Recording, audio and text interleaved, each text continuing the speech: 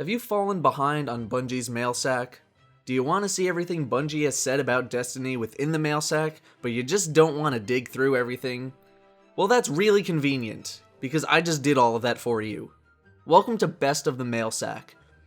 In this video, I will go all the way back to March up until May 24th's Mail Sack and cover all Destiny related questions that were given some sort of answer beyond a few words or any answers that have actual meaning. March 8th. Destiny is not an MMO.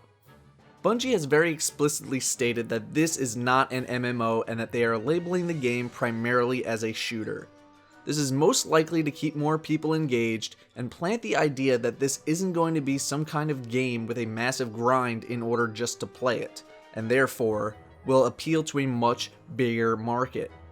When people hear makers of Halo create new MMO, it wouldn't garner as much of an appeal or as much attention as makers of Halo create new shooter. A typical average gamer knows Halo was a shooter, Bungie made it, and Halo was good, so if they make another one, it will probably be really good. An MMO attracts a much more specific group of gamers, and definitely a smaller group at that. As a follow-up, on April 19th, a user was worried that due to their busy schedule, they wouldn't be able to play as much as someone else. Bungie responded by saying that no matter how much time you have to play, you will be able to log on for any amount of time and there will be something waiting for you to do. March 15th. Community creation tools? Bungie has stated that the entire game will be a community creation tool. The game is known as a shared world shooter where other players will seamlessly enter and exit your world. This is exactly what an MMO is like.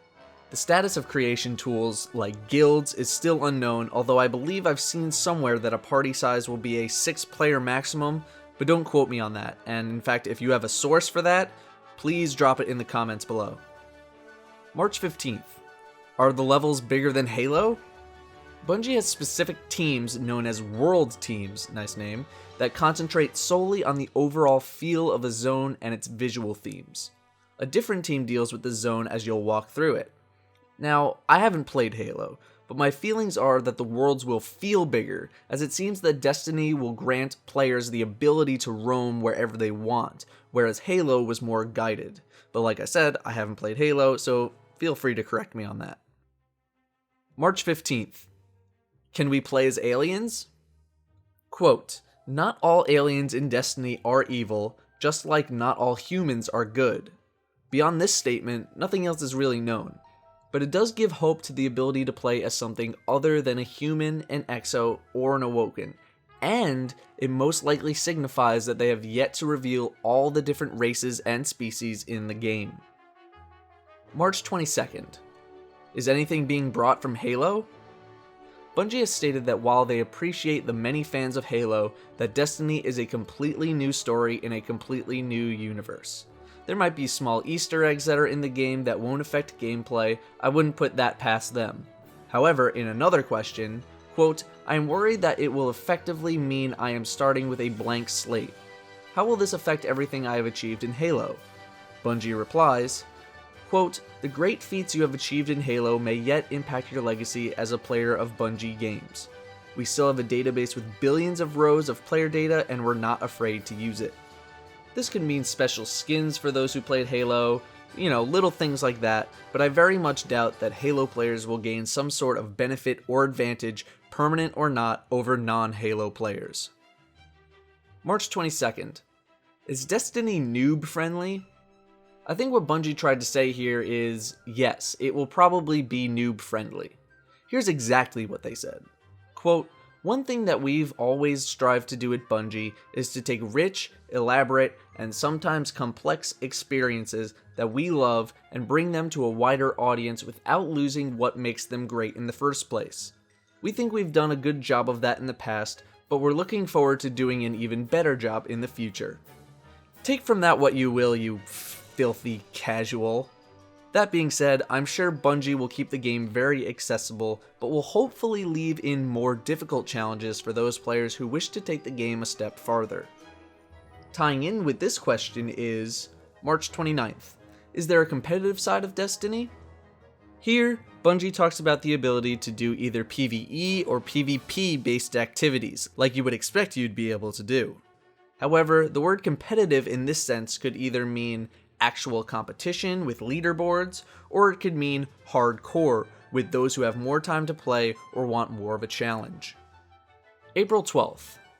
Will we have different styles of guns like with armor? Here, Bungie basically reiterates what they showed off at the GDC. Players will be able to find guns with, quote, different styles, colors, and proportions, from snipers and shotguns to rocket launchers and heavy machine guns, and also rare and exotic weapons. The weapons that have been revealed were featured in my comprehensive introduction video. April 12th. Will we be able to get vehicles other than our spaceships? This user is basically asking if we'll be able to have more than one vehicle at a time. And from the way Bungie phrased, quote, we're betting that you'll eventually fall in love with something a little more homegrown, it seems unlikely that we will be able to own more than one vehicle at a time. April 26th. Will playing with someone of a higher or lower level character be as fun and rewarding as playing with someone of the same level? Bungie reiterates that Destiny will be more fun if you play with friends, and that it is important to them that higher level players will have fun playing with lower level characters. Perhaps a system that is similar to Guild Wars 2, where there is dynamic level matching, will be put in place. In Guild Wars 2, if you are a high level player in a low level area, your stats will be scaled down to the level of that area. May 10th. What about socializing with others?